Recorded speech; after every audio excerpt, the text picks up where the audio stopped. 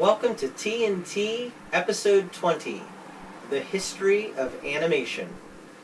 Well, we're going to be talking today about the history of animation, and, well, we're not going to give you the entire history because that would be a very long episode. We're going to try to give an overview. Yeah. Because... Not going to intentionally leave anything out, but... Well, this isn't intended to be... Nothing major, but... Right. We'll leave a lot to be History of Animation 101. This is like History of Animation 1. Like Not a even, little tiny even percentage of it. Yeah, it's just to give a little bit of a taste of how animation came to be what it is today. Mm-hmm. Taylor's going to be giving some information here, and he's going to, in the future episodes, some of our episodes, is going to be talking more about different forms of animation, both Western animation and Eastern animation, which I think we typically refer to as anime. Mm-hmm. So you'll hear more about that. Especially since Disney started making more full-length films, there's really been a lot of animated films that have a lot of great worldview content in them to look at. And we like to talk about worldview. Right. Lots of gold to mine. And really, ever since anime started coming out, it was pretty much a post-World War II effort that was, for a very long time, and even up till today, still dealing with the aftermath of World War II and the whole ideology behind it. And it's a really interesting thing that the entire tradition of it is steeped in something like that. And like you can kind of see how even just the films of the U.S. have changed after 9/11. And it's kind of a interesting parallel there. Yeah. So that's kind of something that'll be additional. Because of that, there's a ton of anime that has some pretty good worldview content in it too. Wow. Which is something we'll be going over in the future, I hope. Yeah, so you keep tuning in if you're interested in animation with us. Some of our episodes in the future we'll talk more about this, but today let's do a little overview, give you a taste of the history of how animation came to be what it is today. So where did it start? It pretty much started in Europe. It's a little Just Europe in general. Europe in general. Doesn't matter England which country. And France and Europe. Norway and basically they all started right, doing it. There was a little. It could be argued that there were things like spinny pieces of paper that have things on both sides that could kind of be counted as some of the first animation, and that was like ancient Egypt and ancient cultures. But we're not talking about that. No, we're talking about more modern animations. Right. Once film started to be a medium of art, it kind of In case you didn't know, any of our younger viewers, films did not always exist. The ancient Egyptians did not watch The Prince of Egypt. They knew about still pictures, but they didn't know about moving pictures. That was something new. And so one of the earliest forms of animation in Europe was things kind of like we would think of claymation today. It was like physical objects moved in different places and pictures being taken of them, mostly like flip books and in that kind of a form. Okay, so they started the whole concept of taking pictures and still things and getting them to move. And then that didn't really go far technologically.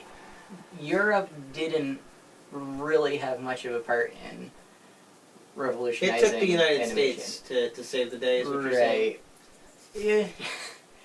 The earliest modern, I'm just going to say modern, my definition that I'm using is cell animation, because that's what most people think of when they think of traditional animation is these transparent sheets of plastic that are painted over and then like individual frames? Right, going frames, and then use a camera and take picture of them going by, and then sound and stuff added to that, and that's how you get, in case you didn't know, that's how you get a cartoon. So the first studio to do that, even though there were studios before that did the older kinds of animation, it was John Bray Studios in 1914, which then a year later, Winsor McCay ended up creating some of the earliest series that we know of as animated series that are popular, like Betty Boop and Popeye and Superman. Yeah. And now, again, some of our viewers may not know those, but those are some very old cartoons. Yes. And what's funny is you can go and, like, to the dollar store, you can probably go, or Big Lots, some big liquidation place, and you can probably get a DVD that has a couple hundred episodes of those old cartoons on it for a couple bucks. Early 1920s, Walt Disney left the studio. You know about him, yeah, you better boys know and about girls. he left Disney. an Walt older Disney. studio that he was part of and started his own animation studio, had some people on, and they started making short animated little segments. He started with like Mickey Mouse, right? Yeah, that was one of the first things he did. And, Something like that. yeah, it was the Steamboat Willie, yeah. Yeah. And Aw. ended up You gotta watch creating all the early Disney characters around that time. And then also around that time, Warner Brothers came into existence basically as a direct competitor to Disney. And after a while, they came up with their That's why Looney they Tunes. started. They started Yeah. as a competition for Disney, That's so that Disney couldn't take over the world. and So they failed. Warner Brothers could take over the world. No, they didn't But- really Yeah, succeed, but really, they came up with a lot of cartoons, Looney Tunes and Roadrunner and Coyote. They're some of the most well-loved cartoons today, and I think a lot of the reason why we still love those cartoons as much as we when they came out, whereas we don't really like the old Disney care ones. about the old Disney stuff as much as Warner Brothers gave their animators a lot of flexibility, and they had more of a hectic and slapstick style, like Anvil Falling. That's Warner Brothers right there. Yeah, That's- I mean, who doesn't like that kind of thing? Just watching people get anvils dropped on their head and people getting blown up by bombs. I mean, that is, I guess that's our version of World War II playing into animation. But I will say that if you compare the time frame, like 40s and 50s, Yeah. Disney did start to make some pretty lasting, Right. popular movies that Yeah. have lasted to today. And that was really where they differed from Warner Brothers. Is they in 1937 they came out with Snow White and the Seven Dwarfs, which was there were technically full feature-length animated films before that, but that was really the first one that was The real one. 100% hand-drawn, traditional. Besides an older I can't anthology imagine thing they did, but making a it whole was- movie that way. And wow. and it was only like 45 minutes long or something. That's not even getting into the movies that came later that were hours long. Yeah. But that was a huge achievement at the time. And Yeah, I can imagine. Yeah. So, again, for those of you, in case you don't know this, Snow White and the Seven Dwarfs, old movie, but you should definitely watch it. yeah, I don't know if I'm sure they remastered it a couple times Oh, yeah, since yeah. then. So You can even get it on DVD. you can probably find it on Netflix. I think Yeah. they added some older Disney stuff onto Netflix then. But that's really the big way that Disney and Warner Brothers started to branch off a little bit from each other. Is Warner Brothers focused on their episodic Mhm. characters and stuff. Disney They was focused movies. on their characters, and Disney was focusing on full-length movies, and that's really what they're best known for. But that's not the end. There's other No. studios that came out. Late 50s, HannaBarbera came out, and around that time, the first Japanese animation started to come out. Okay, now we're bringing in the East. Right. All It right. was- 'Cause so far, it's all been Yeah. Western animation in the United States, and now Japan is Uh-huh. starting to get on the playing field. And very... How about Europe? They're left in the dust. Yeah, ever poor since- Europe. They're like, we're we're not not... even going to mention them anymore. And that's not to say they haven't come out with any animation. Yeah, Europe's- Wallace and Gromit is awesome. Well, that's but I know it's claymation. It doesn't really I, count. At some point in the future, I'd like to go into other CG. Right. I We're not going to talk about that in this episode. We're No. talking about And Taylor's kind of animation. Europe has come out with some neat animation, but yeah, it's mostly Waldman Studio or Aardman. It's Aardman Studios, I think. That's I in don't know. Europe. But Yeah, we're talking that about animation, Japan in the Yeah. late 1950s. Otherwise, we're just pretty much talking about really odd Norwegian stuff. So we're going to be moving away from Europe and to Japan. The first Japanese animation to come out was some propaganda stuff. I think it was very closely tied to World War II, Oh, and was it anti-American? I'm sure. I've never seen it, and I don't know a huge amount about it. I've just read it about it in a couple places. I don't even think we really have it anymore. I don't think it was lost or something. So it kind of started in one way. They were kind of birthing their new form of animation, but then it was actually revolutionized, right? It was, for a while, a few series and little shorts and stuff came out that were very dark and mature, but then They decided to go more for kids and family. it was much less of a concerted effort than it was in the U.S. It was more akin to individual animators, and a lot of them started out as adaptions from other media. like books and comics that had come out. Mm-hmm. So That's how it started in right. Japan, and then it was revolutionized and Right. became what? It was revolutionized by Osamu Tezuka, who created Astro Boy, which is still, I mean, I think a few years ago, like 2009 or something, they came out with a 3D Astro Boy movie. Oh, but we're from not the talking US. about. But 3D. I'm just saying Now, people still see, care you about slip. it. You got into CG. That's okay. No.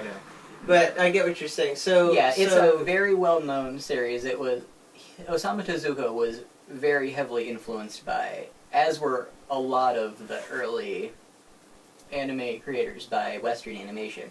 Disney, seen all over the world as the king of animation, and like the anime eye stereotype style thing was really influenced by the early Disney big eyes thing, and especially by the art style of Bambi, actually. Who knew? So that's how they got that style. So Yes. So They got it from us. Tezuka created what we now know today as Right, the anime art form. He created a couple other. I don't even think Astro Boy was his first series that he made, but it was about a little peace-loving robot boy kind of superhero character, but he made a point that it wasn't. It was a kind of an anti-war sort of thing because it was like the basically Japanese hippie thing going on. kind of, yeah. Well, what do you know? It definitely had the point of view that you need to fight for peace, but it wasn't. It was a violence is wrong, but you need to do something about it to end violence kind of thing. So was it called? I mean, it was called Japan, The Mighty Atom, I think, in the original Japanese, and then they changed the name to Astro Boy when it came to the U.S. And it was actually pretty well received. You were saying the earliest to me earlier. You were saying the earliest anime was kind of a little, I don't know, corny or a little silly, especially with some of the stuff that came a little bit later. It gets stereotyped with that right. sometimes. Like in Horton Hears a Who, there's a little scene that stereotypes early anime. Is that what it is? Mostly because that was the kind of stuff that was brought over to the U.S. and became popular early on, like things like Speed Racer. Okay. That not actually a huge amount of people really know what that is anymore, but you can go and look it up. It's still... I really actually it's don't sad, know. It's sad, actually, to watch the world kind of change and you realize how few people know about these things that weren't even that long ago. Some of the earliest stuff that came over was either really dark and really mature, and only a couple people really knew about it because it wasn't mass released, or it was the stuff like Sailor Moon and Pokemon and Dragon Ball Z, which was then heavily censored before being brought to the U.S. So the end result was people started to think that anime was this really bizarre cartoon form for little kids. Which, in a lot of ways, it was. I don't know why they would think that watching Pokemon and Dragon Ball Z. I'm just going to say it was a little heavier in the original Japanese. My kids like Pokemon, so they're probably going to watch this, because won't that word come up in the... oh, I'm sure. Yeah, search or whatever.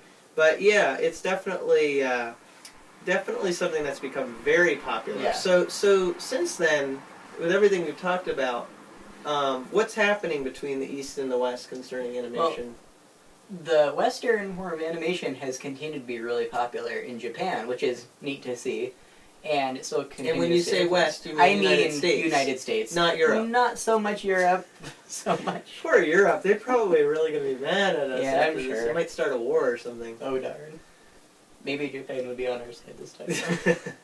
And anime is becoming a lot more popular in the U.S., mostly the kind of young adult, male-focused ones, the ones that are all about fighting and kind of the equivalent of superheroes, and those are becoming a lot more popular in the U.S., and it's becoming a pretty popular thing, especially on the internet, if not so much in the rest of contemporary culture. And the evidence of this is your interest in anime, because you like the internet and you like these kinds of cartoons and stuff yourself. Mm-hmm. So what's the most well-known studio that produces, what's like the Disney for anime? For anime, the biggest studio is Studio Jubilee. They made things like Spirited Away and Howl's Moving Castle. and Very Princess popular. Mononoke. I They know actually nothing are about them. very popular, even to Yeah. people who know nothing about. They are actually, a lot of them were released by Disney. So when they you're were saying profitable. I'm like beyond. Well, it's not like you go It's, out you and know, you, like if you're there are not people the, who don't know anything, and then there are people like you, Tim, that are just.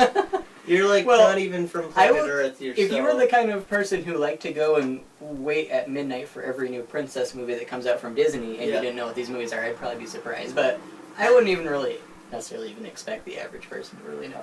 But No, uh, no, you're right, because it's possible that you're not the average person. It's possible. okay, I'm very obviously not the average person, but that has nothing to do with this. I might be a little closer to the average person, but that's not You're saying definitely much. closer to the average person, but Yeah. that's not saying much. No. But that's why you probably enjoy watching this, because you just get to Yeah. hear things that are definitely not average.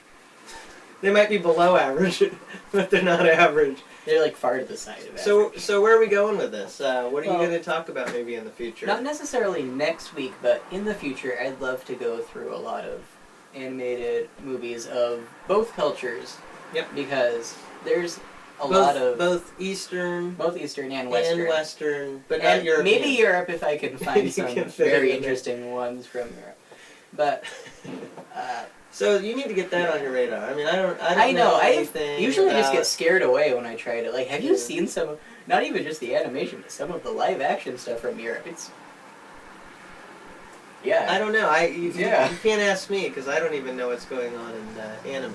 So I Well, know that's nothing. I know nothing. I know Wallace and Gromit, but that's Wallace and not Gromit. regular animation. That's claymation. We're not allowed to talk about that. no, but So you're going to Yeah. talk more about both East and West animation, and are there Yeah. any specific ones that you want to talk about? some of the Western animation stuff I'd like to go over is the The Little Mermaid.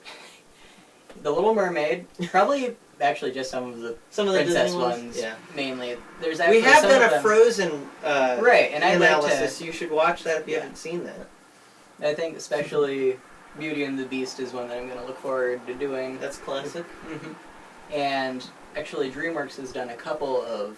I know they're normally thought of for their 3D, but they also did a couple adaptations of Bible stories, The Prince of Egypt and the Joseph King of Dreams, which are both pretty good.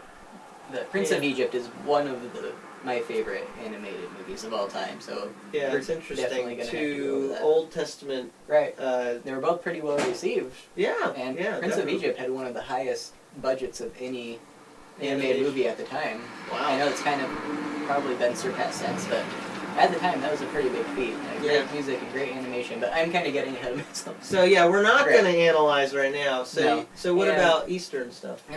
One last Okay. real quick, I'd also, if we are able to find the time, like to do, Fox did Anastasia, which is a slightly less authentic version of a bit of history there that I think it Well, has that's- a bit of an. It's pretty good quality, but I feel it gets a really bad rap for reasons that it shouldn't. So if we can find time and sometime in the future, I'd like to do that. Yeah, and animation has a way of taking stories and Yeah. changing them, whether they People be love historical. to try to make things more interesting. Yeah, I mean, even like the Little Mermaid Yeah. took an original story and changed it. Even Frozen was based off the Snow Queen, and it basically has nothing in common at this point. Oh well. So, but Eastern? as far as Eastern, I'd definitely like to do Howl's Moving Castle, which is the Studio Ghibli film I just mentioned.